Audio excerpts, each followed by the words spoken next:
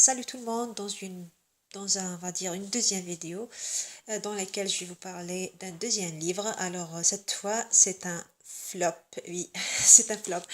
Alors cette fois je vais vous parler du livre de Paulo Coelho. Aleph, bien sûr, tout le monde connaît l'écrivain.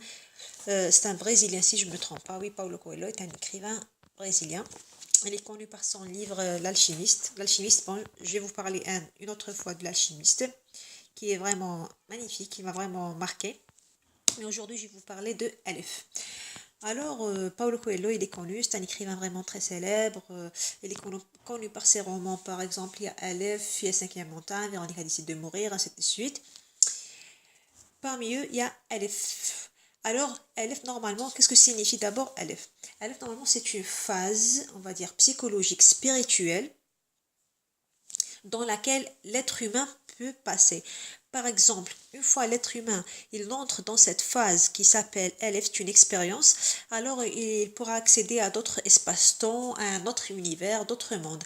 Par exemple, parce que si on laisse le livre à côté et on parle seulement du côté psychologique, du côté spirituel, qui relie l'expérience spirituelle, Aleph et tout, ben, normalement, dans le monde, il y a trois univers. Il y a le monde physique, dans lequel on vit, il y a le monde spirituel, il y a aussi le monde des énergies. Aleph veut parler du monde spirituel.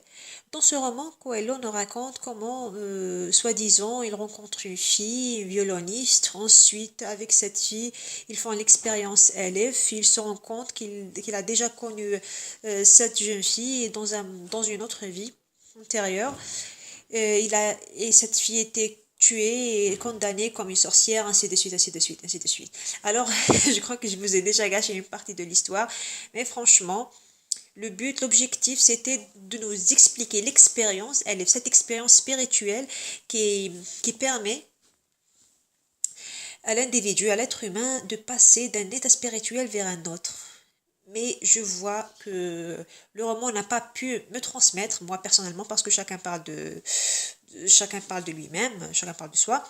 Alors moi personnellement, le livre, il ne m'a pas touché. J'ai eu du mal à le terminer parce je l'ai trouvé un peu lourd, un peu du n'importe quoi. Je l'ai senti, je sais pas moi. Moi, j'ai pas aimé. Personnellement, je le prends comme un grand flop. J'étais vraiment déçue parce que j'aime beaucoup l'écrivain Paulo. J'ai déjà lu pour Paulo Coelho plusieurs livres et j'étais une de ses fans. Bon, j'aime ses livres, j'aime certains de ses livres, mais pas tous. Par exemple, LF, c'est un grand flop pour moi. Alors là, la fin, elle m'a vraiment pas impressionnée. C'était comme ça pour conclure l'histoire. Alors il a dit ça. Franchement, pour conclure, il a écrit n'importe quoi, il a dit n'importe quoi comme ça. L'expérience Aleph, il a pas bien su comment l'introduire, comment l'expliquer. Alors, si vous cherchez, vous tapez le mot expérience Aleph, alpha, elle est connue aussi alpha. Vous allez trouver plein de choses, plein de détails.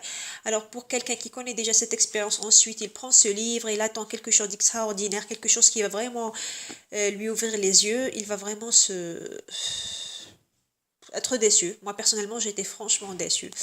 Et je vous laisse, c'est à vous, si vous voulez l'acheter, l'essayer. Peut-être vous allez l'aimer, bah, chacun a son goût et les goûts et les couleurs ne se discutent pas. Alors moi, je vous ai donné mon avis, mon propre avis. Et c'est à vous de voir. Alors merci, je vais vous voir avec un autre livre bientôt. Allez, à toutes, merci.